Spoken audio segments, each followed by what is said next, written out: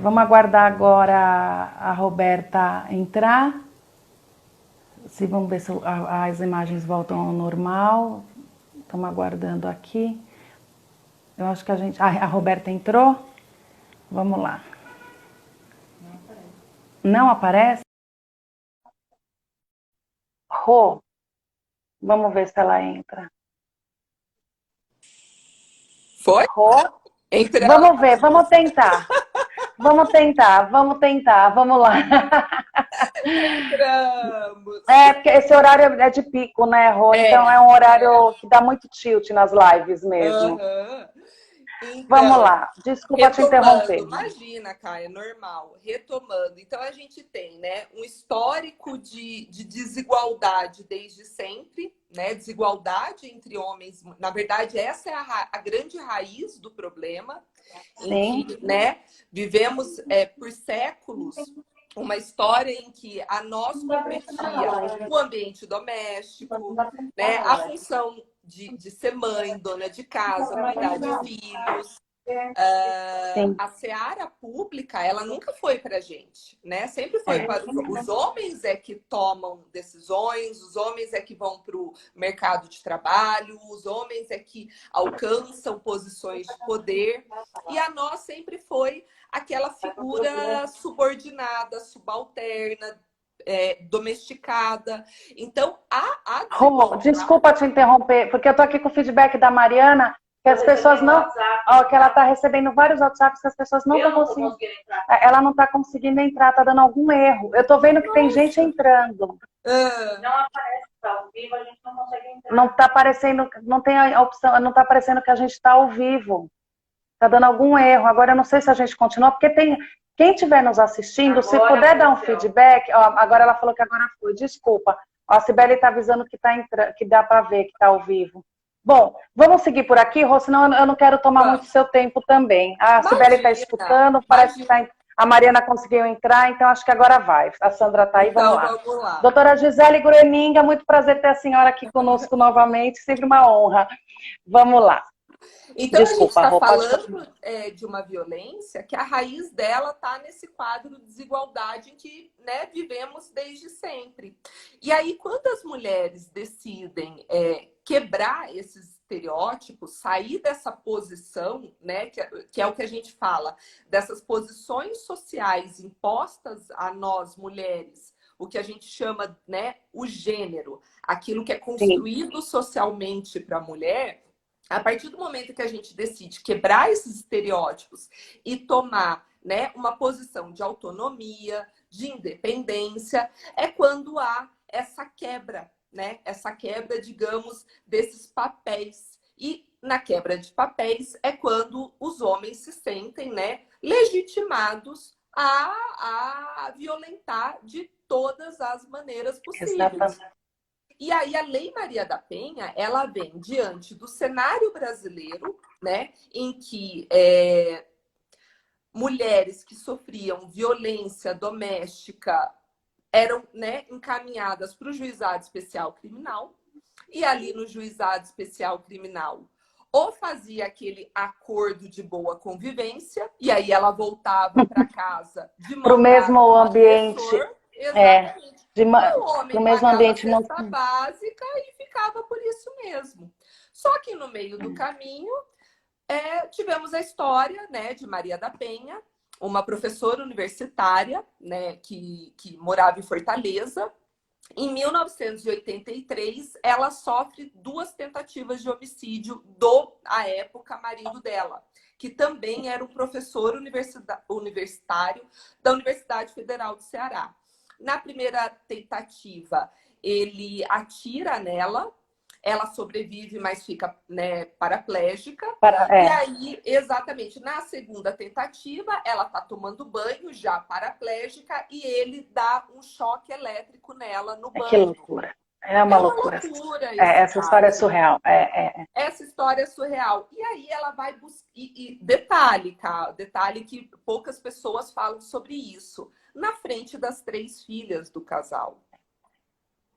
E veja como era a cultura cultura jurídica da época, né? Aquela coisa de que em briga de marido e mulher não vamos nos meter, vamos abafar.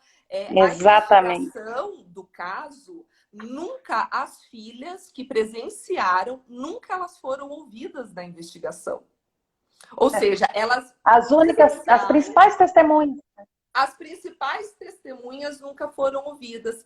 E aí, a Maria... E chegamos em 1998, né? Estamos falando aí de 15 anos depois, sem qualquer tipo de punição, digamos, concreta. Concreta, né? Porque ele é condenado em 1996, mas ele continua recorrendo em liberdade.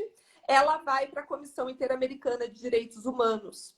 E aí o Brasil, vergonhosamente, né, inaugura na Comissão Interamericana de Direitos Humanos a primeira recomendação, né, condenação de um país pela tolerância com a violência doméstica contra as mulheres. E aí expede essa recomendação para o Brasil e uma das medidas recomendadas é: olha, adote sistemas legais que sejam eficazes, eficientes e que tratem da gravidade que o assunto merece. Porque Exatamente. quando a gente fala de violência contra a mulher, nós estamos falando de violação de direitos humanos. Nós não estamos falando de uma infração de menor potencial. Não é uma briga de vizinhos, né? Não é uma briga de vizinhos. Exatamente. E aí há todo o processo, né, de elaboração da lei, sempre com muita pressão de organizações feministas, muita pressão das parlamentares mulheres, né? Elas tiveram um certo protagonismo nisso, porque se você parar para pensar, o nosso Congresso ele é majoritariamente masculino desde sempre. Então, isso nunca foi, digamos, um interesse de se legislar. E aí, em 2006, vem a Lei Maria da Penha. Só que o que, né, infelizmente... Olha que demorou, né, Rô? Demorou muito, cara. Demorou muito. Demorou demais. No caso da Maria da Penha, o ex-marido dela, ele só é preso e vai cumprir a pena dele 19 anos e 6 meses depois. Ou seja, por 6 meses, essas duas tentativas iriam prescrever. E aí, né? Tá aí, tenta matar, agride de maneiras assim cruéis na frente das filhas e ia ficar por isso mesmo. Ia ficar por isso, como tantos casos ficaram, né? Como tantos casos ficaram. Mas qual que é, né? E a Lei Maria da Penha, ela é considerada um dos melhores instrumentos legais de combate à violência doméstica no mundo.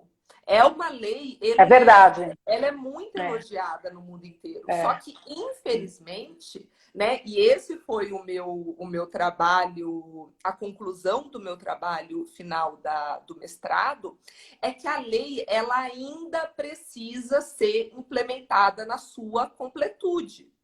Por quê? Porque hoje as pessoas têm a impressão de que a Lei Maria da Penha só fala desse âmbito criminal, né? No sentido de mudar essa dinâmica em tornar crime de violência doméstica crime grave.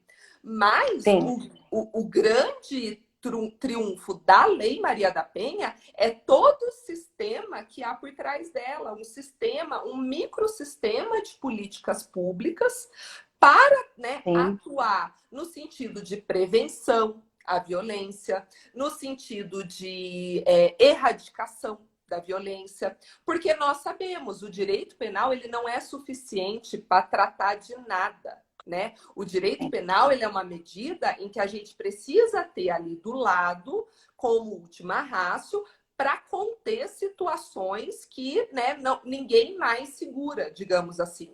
Mas ele não vai... Quando já é tarde, né, Rô? Quando já é tarde. Mas o direito penal ele não vai resolver o problema que a gente tem hoje, né? De ser um dos países com um dos maiores índices de violência doméstica e o 5º país que mais mata mulheres no mundo, né? Então, porque não adianta, pelo que você está me falando, Rô, desculpa te interromper, mas assim, não adianta a gente ter leis que vêm para consertar o que já aconteceu. A gente tem que trabalhar na prevenção. Na para a prevenção. erradicação do problema, né? Exatamente. Exatamente. E nesse Tem que ter sentido, eficácia na punição, tem que ter essa eficácia, mas tem que se evitar que esse número tão alto chegue na justiça, né? Justamente porque tem que exatamente. evitar que aconteça, que seja banalizada a violência Porque doméstica é como se fosse isso. normal se agredir a mulher. E é importante Aham. falar aqui, Rô, que a violência doméstica não é só violência física, né?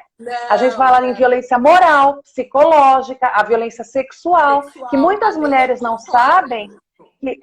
que é possível o estupro da mulher casada, inclusive. Que muitas mulheres não Exatamente. sabem disso, que acham que elas podem, elas têm que se submeterem àquela violência sexual do marido. E isso daí é estupro, né, Rô? Você que é a melhor pessoa para me falar, mas é uma violência sexual. Exatamente.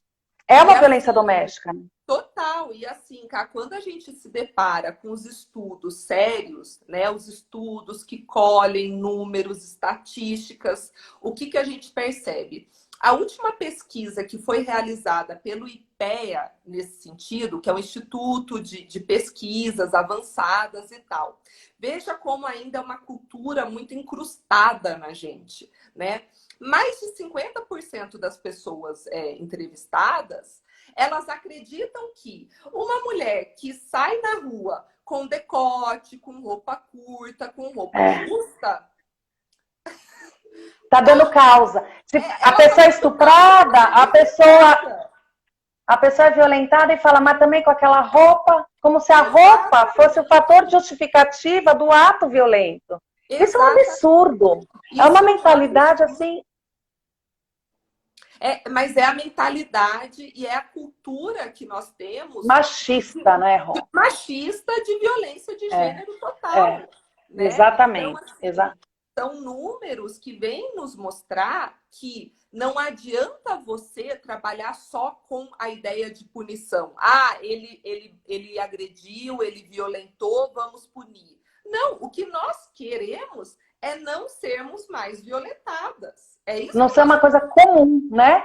Como se fosse normal a violência. E no final, Rô, acho que a gente cai onde, em qualquer lugar, num lugar comum, aliás, é um lugar comum de qualquer exatamente discussão, de qualquer assunto, que é tudo se resolve na base, que é a educação, na né? Isso base. tem que ser feito um trabalho de base desde das escolas nas crianças para levar isso para as próximas gerações, porque essa mentalidade de violência doméstica é o que você fala, é uma mentalidade arraigada dos nossos antepassados dessa cultura machista que a gente vive, né? A verdade Exatamente. é essa.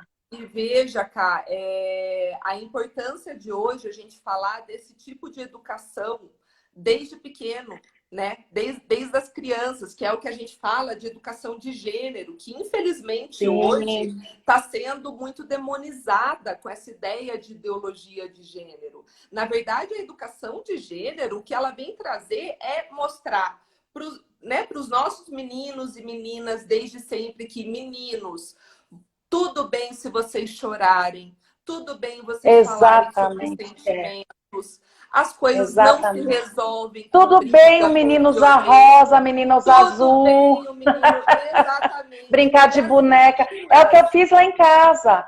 O Gustavo, mas desde pequeno, eu tento mostrar isso para o meu filho. Primeiro que olhar o outro como um igual, independente da diferença que ele tenha. Seja qual diferença for. Seja de é o que eu escolha, falo. seja de...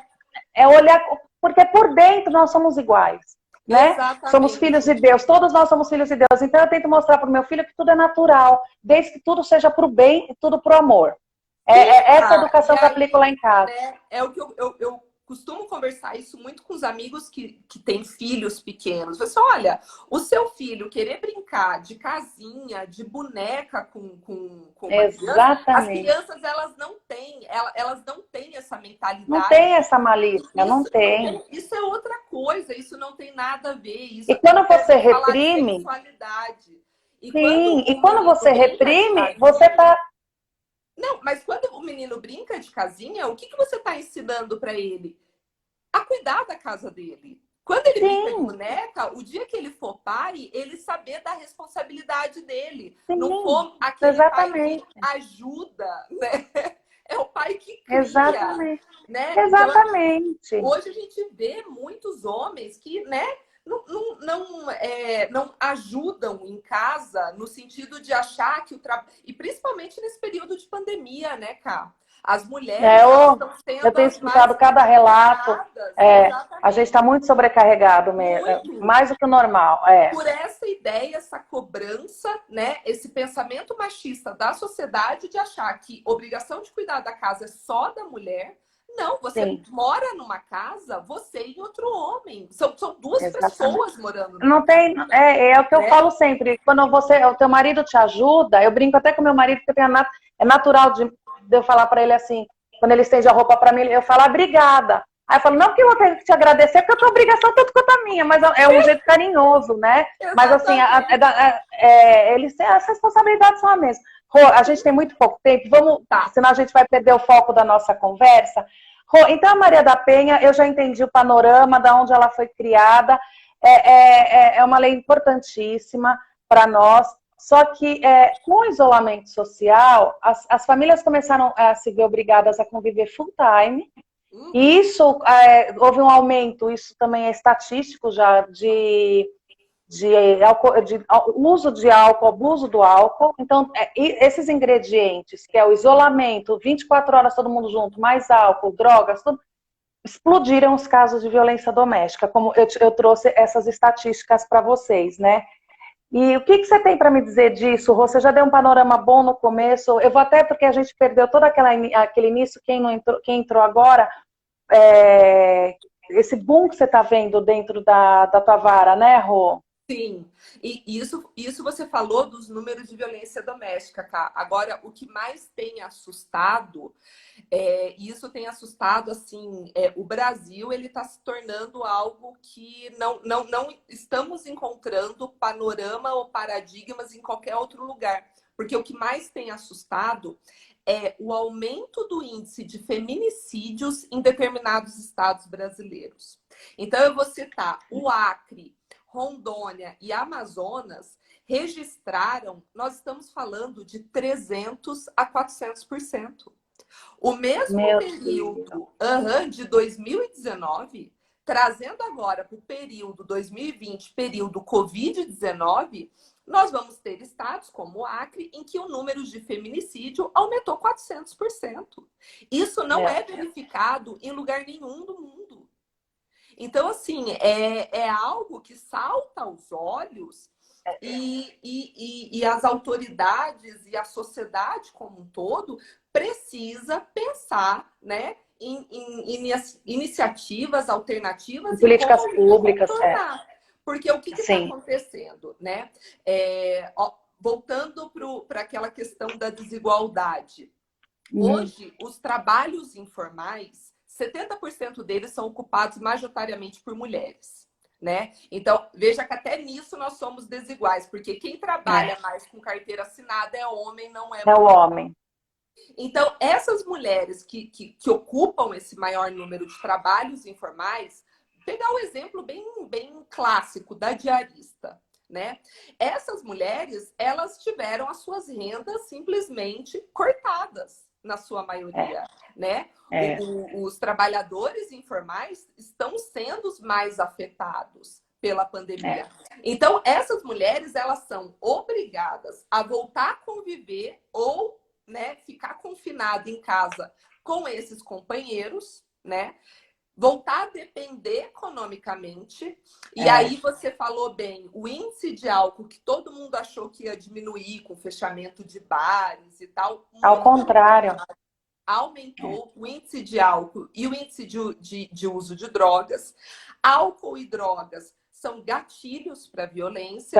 Então, o que a gente tem é uma... São gatilhos naturais. Ainda com isolamento, é uma bomba. É uma bomba. É uma explosão disso, do índice de violência doméstica. Porque você está confinado. E veja, cá, né, vamos falar da maioria aí da realidade brasileira. Você está confinado, não é numa casa de 300 metros quadrados. Não. Né? Você está confinado num lugar de 10 metros quadrados com mais 20 pessoas dentro, entendeu? Exatamente. E ali é uma bomba prestes a explodir. Não, é uma loucura, porque você já não tem condições saudáveis de moradia, né? E aí você se vê obrigado a ficar 24 horas, porque é até humanamente impossível exigir esse isolamento das pessoas de baixa renda que vivem nessas condições tão subhumanas, né? Exatamente. A Marisa está perguntando aqui com relação à Lei Maria da Penha, se ela também trata da violência psicológica e emocional. Isso é abarcado pela lei? Sim, a lei ela é muito clara em tratar dessa questão, porque a Lei Maria da Penha, eu falo, é uma lei muito linda para se estudar, porque ela quando a gente fala da violência, a gente tem aquela figura da violência física, mas na verdade, a Lei Maria da Penha, ela vem tratar da violência moral, da violência psicológica, da violência física, da violência sexual, violência patrimonial. E veja, Cá, que a violência psicológica é a grande preocupação. Por quê? Porque vivemos num país em que a violência é naturalizada. Vivemos num país em que relacionamentos abusivos são naturalizados. Sim. Né? Aquela coisa, assim, não, é normal. Não, não é normal. Não é normal. E eu te falo mais, isso a gente conversou muito na live anterior com a doutora Alexandra, que todos nós, eu acho que em algum determinado momento, tem casos próximos de violência doméstica. E violência doméstica psicológica. Exato. E a violência doméstica psicológica, ela qualquer tipo de violência, né, Rô? Você me corrige se eu estiver errada, mas não tem classe social. E ela é muito comum nas classes mais altas também. E a violência doméstica psicológica, eu vi isso. Eu vi em casos próximos, eu vi até com médicos, mulheres médicas, reféns psicológicas do marido. E elas não têm essa consciência. E a pessoa ser refém, ficar refém psicologicamente do marido, é uma agressão, porque ela fica anos sem perceber que aquela situação, ela está num beco sem saída. E ela é humilhada, e ela é colocada de canto. Tudo bem. E ela se afasta de todo mundo, porque aquele homem, ele tem o poder de afastar todo mundo de perto dela, né, Rô? Isolar totalmente, porque a intenção dele é justamente dominá-la em todos os sentidos. Então, Rô, deixa eu te falar uma coisa. Você tocou no assunto do feminicídio.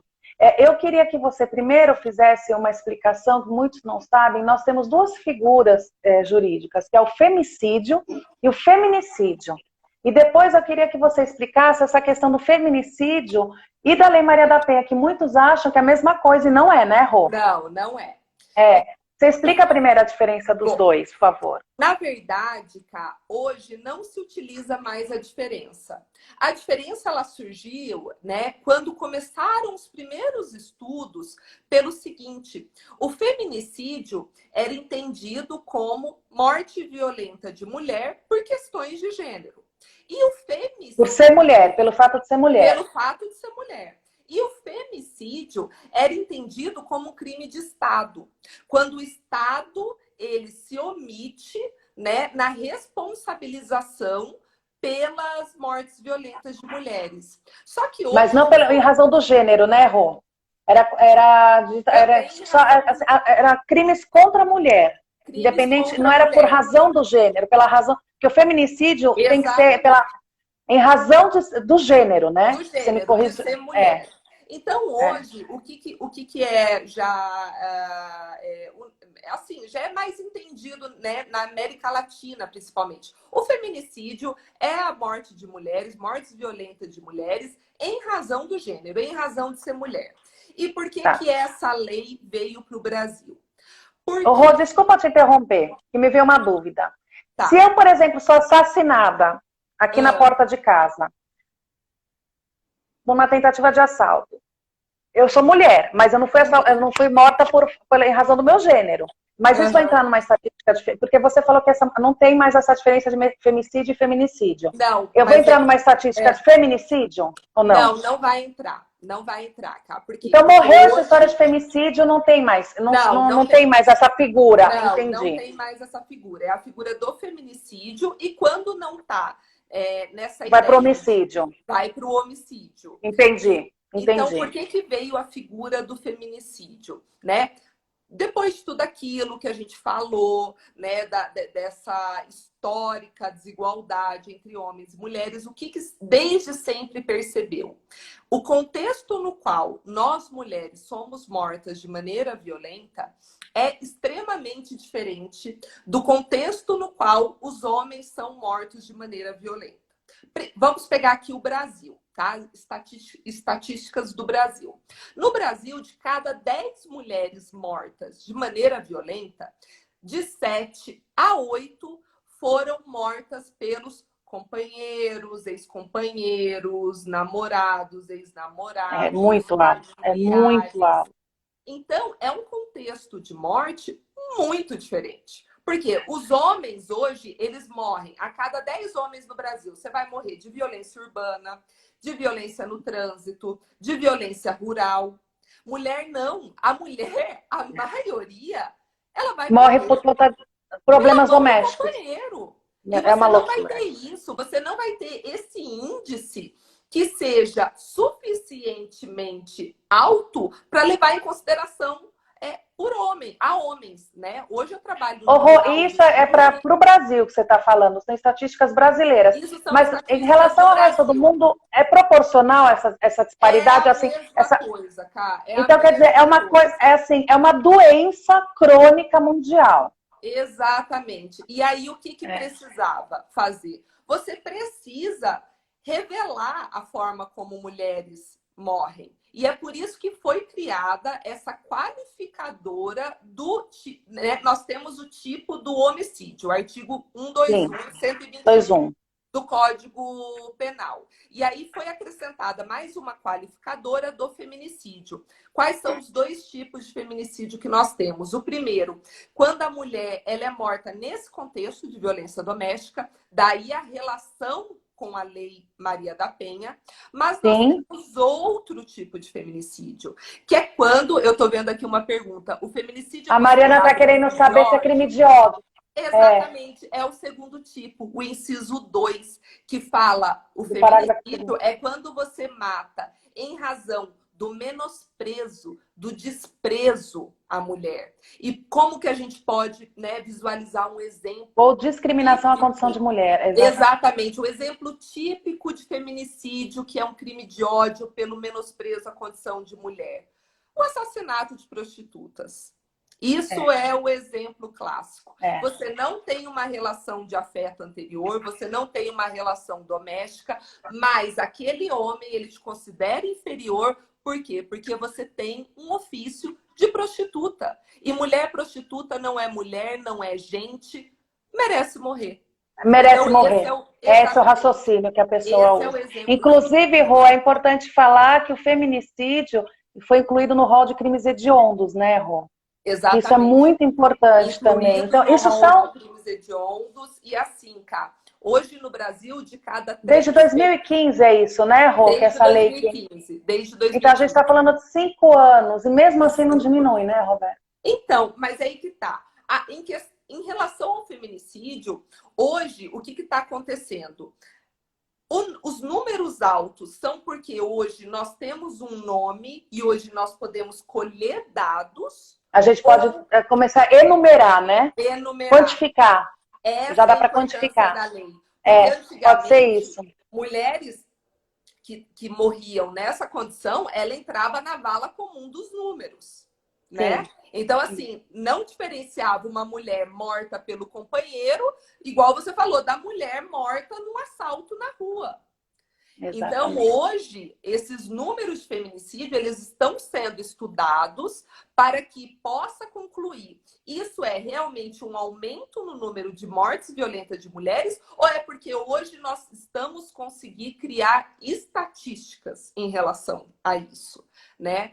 Ou seja, a gente precisa de mais uns 10 anos para chegar a essa conclusão se a gente está... Não, se for parar para pensar é isso, né, Rô? Porque é muito cedo também. O feminicídio como tipo penal é muito cedo ainda, né?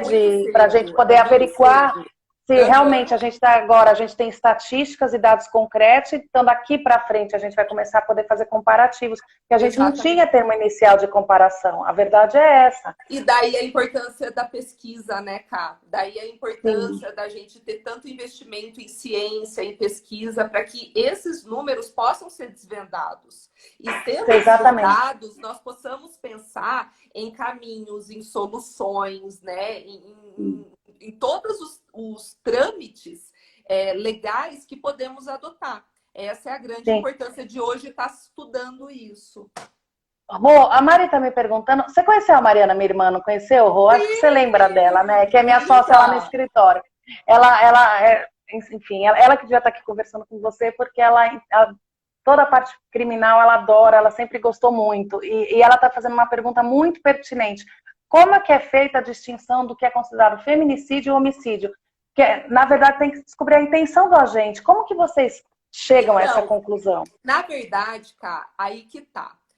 Não vai pela intenção do agente, porque a condição em que ocorre o feminicídio, Mari, é uma condição objetiva. Ela não é uma condição subjetiva. Então, vamos pegar aqui o número que eu ia falar. De cada 3 feminicídios no Brasil, 2 ocorrem dentro de casa no contexto de violência doméstica. Isso é um dado objetivo, é um contexto objetivo. Então, morreu dentro de casa pelo companheiro já é de cara é feminicídio. É feminicídio. Não tem como fugir disso. Não tem como fugir. Vai ser feminicídio. Agora, aquela prostituta que é morta na rua, como o exemplo da prostituta. Fazendo programa, né? Geralmente as prostitutas são mortas na rua fazendo programa. Na hora do trabalho, Na hora do trabalho. Isso também é um critério objetivo. Dificilmente você vai ter um contexto diferente em que não seja um feminicídio. Qual vai ser, por exemplo, o contexto diferente? Uma prostituta ou um caso aqui que a gente já teve em Curitiba que já foi julgado, né? Uma moradora de rua, uma prostituta que é morta pelo traficante por dívida de drogas. Isso não é feminicídio. Isso a origem da intenção é outra, né? Sim, porque dívida de droga é algo que mata homens e mulheres de maneira igual. Exatamente. Agora, você não vê mulheres matando garotos de programa. Não. E você não vê mulheres matando companheiros a rodo. Não, tem casos, mas são muito poucos, né, Rô, da violência doméstica contra o homem. Não entram muito nas pouco. estatísticas, cara. Os casos são muito de mulheres que matam homens dentro de uma relação não entram nas estatísticas porque são muito pequenos. É exceção. É exceção. Então vai ser exatamente. A condição é objetiva, ela não vai para esse campo da intenção do agente. Entendi. Rô, a Lei Maria da Penha, ela não é uma lei, pelo pouco que eu estudei, você me corrija se eu estiver errada, é uma lei que ela não define penas, né? Ela cria medidas protetivas para manter o agressor longe. Enquanto a lei do feminicídio, essa que acrescentou o artigo 121 do Código Penal, ela é uma pena. Ela é uma qualificadora do crime de homicídio. Então, a gente pode falar que elas trabalham juntas, essas duas leis, né, Rô? A Lei Maria da Penha e a Lei de Feminicídio, quando tem o evento morte, elas trabalham juntas. Elas trabalham juntas, porque, veja, muitas vezes você vai ter a tentativa do feminicídio. O homem tenta matar, né, e o crime não se consuma. E aí, o que ela faz? A mulher, ela tem ali todas as medidas protetivas de urgência previstas na Lei Maria da Penha para tentar se proteger de uma nova investida do agressor. E o que acontece é isso. O feminicídio, ele trouxe uma qualificadora para o crime de homicídio. Então, hoje, o feminicídio, ele já parte da pena de 12 anos. O homicídio muito alto, né? Parte da pena de 6 anos. E o feminicídio é 12 anos. E a Lei Maria da Penha, o que ela vem trazer? Ela vem configurar essa questão, né, de violência doméstica. Então, assim, uma lesão corporal, que é a agressão, né? Não vai mudar a pena inicial da agressão, da lesão corporal, do artigo 129, só que você pode criar agravantes, né, de acordo com o caso concreto, porque realmente, assim, sempre são situações muito graves. Então, traz condições. Se você agride, né, se você mata na frente de filhos, isso vai agravar a sua pena. Se Um você mata qualificador. uma mulher grávida, isso vai agravar a sua pena, né? Se você agride a mulher, ela estando grávida, isso vai agravar a sua pena. Então, são figuras diferentes, mas elas trabalham juntas. Em conjunto. Em Ô, conjunto. Rô, deixa eu te falar uma coisa que é muito perguntado para mim lá no escritório. E é um fato, que eu acho que você vai concordar comigo. A Lei Maria da Penha, ela prevê essas medidas protetivas, por exemplo, de distanciamento, de afastamento. Sim. Mas muitas vezes acontece que a vítima tem um papel na mão e Aham. não consegue que isso seja levado a efeito, porque o agressor simplesmente ignora a Isso. determinação contida Aham. naquela Aham. medida protetiva. Como que você tem uma solução pelo ponto de vista da promotoria? O que vocês veem na Sim. prática? Porque isso a gente luta como advogado, mas muitas vezes a gente Aham. se vê de mãos atadas, né? Cara, na verdade, é algo assim que, de uma certa forma, é um pouco frustrante, porque, como eu te Eu disse, também. Então você tem a sensação que eu tenho de frustração. O Estado não dá conta, como eu te disse, os números, o Estado não dá. Se continuar os números da forma como estão, nunca vai dar conta. Nunca vai. Vai virar letra morta, né, Vai Rô? virar a letra morta. Só que aí o que aconteceu em relação ao descumprimento de medida protetiva? No ano passado veio uma nova lei que modificou essa parte da Lei Maria da Penha, dizendo o seguinte: hoje, o homem que descumpre medida protetiva, ele está incorrendo em crime. Então, é o primeiro tipo criado na Lei Maria da Penha, que é o tipo penal, né, o crime de descumprimento de medida protetiva. Então, a partir do momento que a mulher tem aquela medida protetiva urgente, vigente e o homem ele está descumprido, e vamos também deixar bem claro, assim, eu gosto de deixar claro, homem e mulher, porque a Lei Maria da Penha ela se aplica igual a relações homoafetivas. Não vai haver Exatamente. distinção nenhuma. Então, se aquela pessoa está descumprindo aquela medida protetiva que ele já tem conhecimento, já foi intimado, ela pode novamente Vai incorrer procurar em crime. as autoridades, porque essa pessoa incorreu em crime e ela vai ser presa. Porque para esse Ótimo. tipo, a lei previu expressamente a hipótese de prisão preventiva. É mais Então, uma das você vê, hipóteses de prisão preventiva.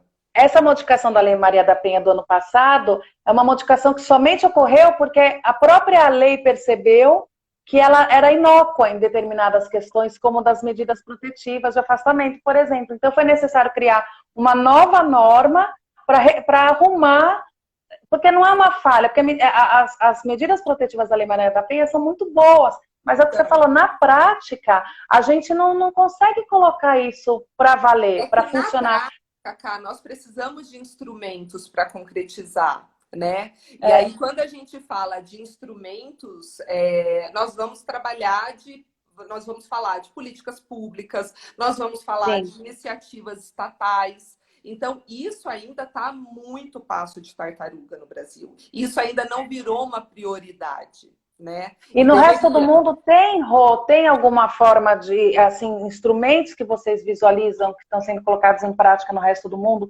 poderiam ser adotados? Você sabe Então, cara, dizer? tem até algumas iniciativas. Vou falar da minha realidade de Curitiba, Tá. tá? Aqui em Curitiba, o que nós temos? Primeiro, a Patrulha Maria da Penha. O que é a É Patrulha Maria da verdade, é Penha? muito legal. Eu li sobre isso outro dia. É A muito Patrulha legal. Maria da Penha, a Polícia Militar, ela vai destacar uma equipe, né? É uma equipe voltada para isso, em que essa equipe ela vai ter informações, né, das regiões, dos locais onde tem mulheres com medidas protetivas. E aí a Patrulha Maria da Penha, ela vai estar sempre fazendo ronda. Vai estar sempre fazendo ronda, por quê? Porque ela vai estar sempre perto. Então, se por um acaso a mulher ela entrar novamente em uma situação de risco, acionando a polícia, automaticamente é a Patrulha Maria da Penha. E como ela faz esse trabalho de ronda de estar perto, ela consegue atender o chamado de maneira mais rápida. E aí, vamos falar também de outro instrumento, que é um instrumento que está em fase de implantação, mas é um dos instrumentos mais legais também, é o chamado botão do pânico. O que é o botão do pânico? O Conselho Nacional do Ministério Público e o Conselho Nacional de Justiça, eles criaram um formulário chamado FRIDA. Esse formulário, quando a mulher ela procura a delegacia ou outra autoridade competente, né, para dar essa informação, essa queixa de situação de violência doméstica, ela vai preencher esse formulário. Por quê? A gente quer saber, além da situação de violência doméstica, quais os outros riscos que agravam a situação dela. Ah, o parceiro é usuário de drogas. Ah, o parceiro já tentou me matar antes. Ah, o parceiro tem arma. Você entendeu? Tudo isso já vai aumentando as probabilidades de recorrer. Exatamente. Essas mulheres que entram nesse formulário FRIDA como mulheres que estão nas situações mais graves e que correm muito mais risco de serem, né, vítimas de feminicídio, elas vão ganhar o botão do pânico. O que é o botão do pânico? Mas isso é para Curitiba ou no Brasil? Em Curitiba? O formulário FRIDA, ele deve ser adotado por todos os estados. Mas aqui em Curitiba já tem a implementação do botão do pânico. Então, essas mulheres ganham o botão do pânico, né, um dispositivo, e aí é a mesma coisa. Ela não precisa nem mais ligar no 180 ou 190. Ela vai apertar o botão, automaticamente apita, né, ali para a patrulha. E ela tem que atender na hora esse caso. Só que qual é o problema, né, Cá? Implantar botões do pânico requer, né, gastos, orçamentos. É tipo o problema das tornozeleiras, né, Rô? É mais ou menos o mesmo problema. É o mesmo problema. Então, hoje, aqui em Curitiba, nós temos, se eu não me engano, 100 ou 150 botões do pânico. É muito pouco. Então, lembra do número que eu te falei do ano passado? Exatamente. 20 mil medidas protetivas. Então, isso, a iniciativa privada, o Instituto Avon, Natura, a Marisa, eles têm muitas políticas voltadas à violência doméstica. Talvez deveria ter uma parceria público-privada para custear isso, já que tem tantas empresas lutando por essa causa. Talvez o caminho fosse esse, né, Rô? A gente está com pouco tempo, eu estou com medo de cair. Antes, só queria te fazer uma pergunta. Não, tem 7, 8 minutos. Me perguntaram aqui, peraí, meu Deus, agora quer ver que eu não vou conseguir subir o negócio, vou derrubar a live, vai acontecer tudo agora, Roberta. Qual é o percentual? Porque agora você sumiu daqui, porque menina, você não sabe a gambiarra que é para eu falar com você que está aqui. Se eu não te derrubar, vamos lá. Peraí, que agora eu não consigo te descer daqui, Rô. Bom, enfim, vamos lá. Rô, eu não consigo mais te ver. Qual é o percentual de condenação e de absolvição? Você sabe falar? Cá, eu não tenho números precisos, digamos, em termos nacionais. Eu tenho números precisos do local onde eu trabalho. Tribunal do Júri de Curitiba, tá? Tribunal do Júri de Curitiba, Curitiba hoje é a única capital no Brasil em que, em termos de feminicídio, conseguiu 100% de condenação.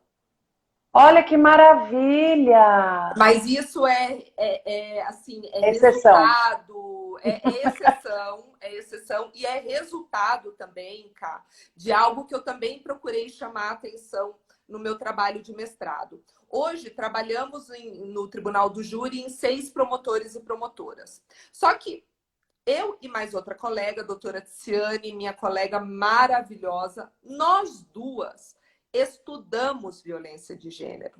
Então, isso é algo que eu chamo atenção no meu trabalho, a necessidade de agentes públicos com perspectiva de gênero, que estudem a matéria, que sejam preparados para a matéria. Especializados nisso. Especializados para que consiga... Porque você não está mais falando com o juiz. Você está falando com 7 pessoas leigas.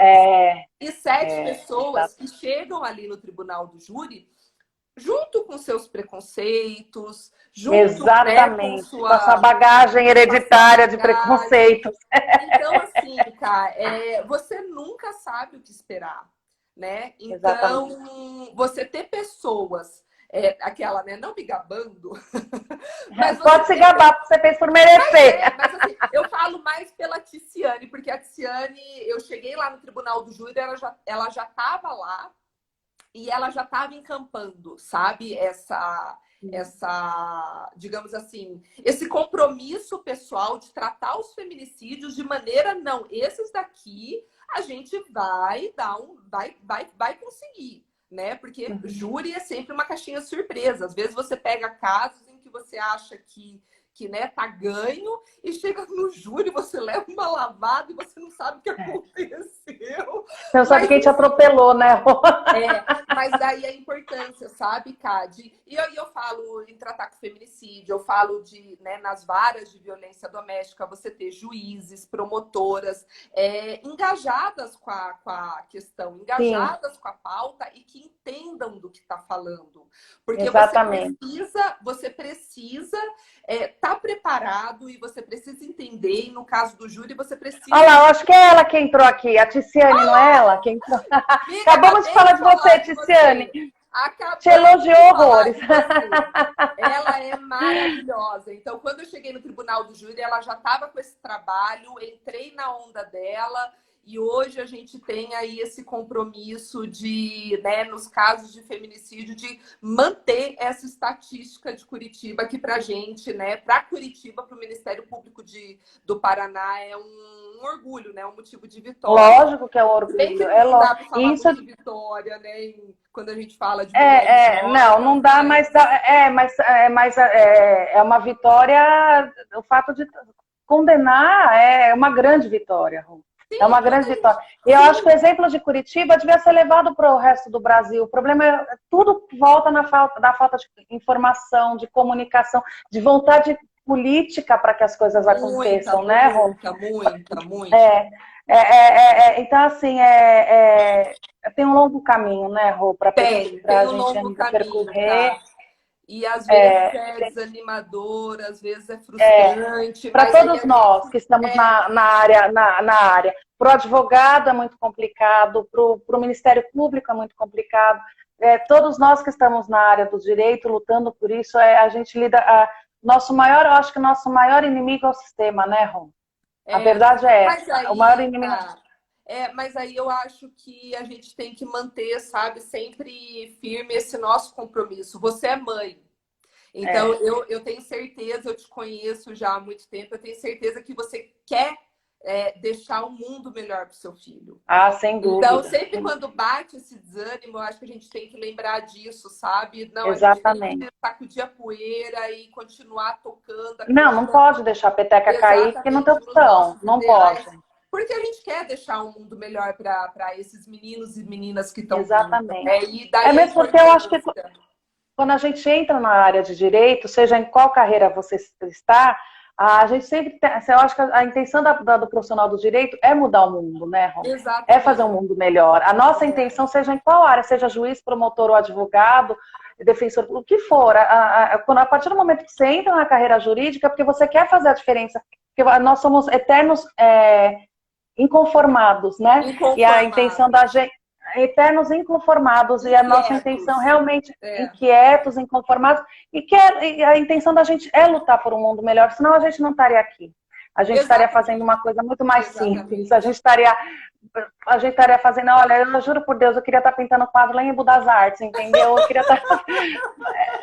porque é uma profissão realmente que a gente são frentes de batalhas diárias que todos nós enfrentamos. Mas seja quando a gente pensa, sabe, cara, nesses meninos e meninas que estão vindo aí, penso assim no seu filho, eu tenho 2 enteadas. É o que motiva, exatamente. É o que motiva, e a gente precisa, sabe, trabalhar com essas crianças desde pequeno, quebrar esses estereótipos, né, de gênero Exatamente. que acabam criando meninos que, né, Você falou exatamente. A gente tem que acabar com esse olhar de diferença que é criado entre que as pessoas têm, de preconceito, de olhar o outro, olhar as diferenças do. No dia que o mundo começar a olhar o outro como um igual, como um semelhante, o mundo vai ser muito melhor, muito melhor. No dia que você parar de reclamar, de contestar as escolhas das pessoas, o mundo vai ser muito melhor. Então, assim, então, tudo isso vem de casa, vem da escola, vem da fé que você tem, enfim, é muito mais. O problema é muito mais de base, né, Rô? A verdade é essa. Muito mais. Rô, a gente está com muito pouco tempo, eu só queria deixar, então, os números de denúncia, né? Você quer falar? Quer que eu falo para quem quiser denunciar? Cara. O 180, os mais conhecidos, que é o 180, que é para ser utilizado nos casos de violência contra a mulher acima de 18 anos, e o Disque 100, que deve ser utilizado para menores de idade, idosos e outros vulneráveis. Esses e tantos outros, né, Rô, que nem a gente mencionou as lojas Marisa, que fizeram um esqueminha lá dentro do site para você denunciar. Outra, deixa eu ver se dá. Magazine Luiza, Avon, Natura. O CNJ entrou em uma parceria com as farmácias, várias redes. É verdade, eu vi isso, é muito legal. É muito Exatamente, legal. É muito legal. E uma coisa que eu escutei numa live outro dia sobre violência doméstica que eu achei muito legal, que eu mencionei no começo do nosso bate-papo, que em briga de marido e mulher se mete a colher sim. Então, se o teu vizinho, você está escutando que tem alguma coisa acontecendo na casa do teu vizinho, você não tem que pensar duas vezes, você tem que denunciar. E quando denunciar e a polícia chegar, não fica esperando a mulher chegar, porque muitas vezes a mulher não vai aparecer por medo do marido. Vai receber a polícia, vai você levar a polícia até a porta da casa daquele agressor e vai ajudar a tua vizinha. Então, em briga de marido e mulher, se mete a colher sim. A gente tem que salvar essas mulheres. E vou falar de uma iniciativa daqui do estado do Paraná. Foi expedido para vários condomínios, né, nas pessoas dos síndicos, recomendações de que o síndico, tendo conhecimento de que há casos, está havendo ali, dentro do condomínio dele, casos de violência doméstica, o síndico ser a primeira pessoa, né, a acionar as autoridades competentes. Então, é mais uma iniciativa. Muito legal. Como eu falo, né, a responsabilidade é de todo mundo, é do Estado, é da sociedade, é de todo mundo. Exatamente. Não dá para lavar as mãos, fechar os olhos e fingir que não é com você. Não dá. Porque você pode ter uma estabilidade dentro de casa, um relacionamento saudável dentro de casa, mas você não sabe as próximas gerações que virão. Às vezes a pessoa uma pessoa da tua família pode ser vítima de violência doméstica. Então, assim, a gente tem que... Quem um dia imaginou que Luísa Brunet, aquela mulher maravilhosa, seria vítima de violência doméstica? Então, assim, é como eu disse, todas nós estamos na mira. Né? Todas nós estamos... Exatamente, exatamente. E tá na hora da mulherada começar a reagir, entendeu? Tá. Mas eu não posso falar o que eu penso aqui ao vivo. Eu vou ter que encerrar antes que a gente derrubem na nossa cara. Quero te agradecer mais uma vez por ter comparecido aqui no nosso Quebrando Convida. Foi uma honra. Você sempre muito, muito, muito clara em tudo que você fala. Eu tenho muito orgulho de ser sua amiga e de acompanhar você na tua profissão, viu? Que Deus te abençoe muito no seu caminho. Você acabou de casar, acabou de se tornar mestre. É uma vida maravilhosa que eu estou testemunhando e que você merece tudo que você conquista, Rô. Tudo mesmo. Eu vou te falar que, assim, para mim foi um grande prazer estar aqui com você. Tudo que você falou para mim, eu falo para você. Você foi uma pessoa muito especial naquele momento que a gente estava vivendo, né? Eu tive no seu casamento. Esses dias eu estava lembrando disso. 7/7/2007. Exatamente. Então, assim...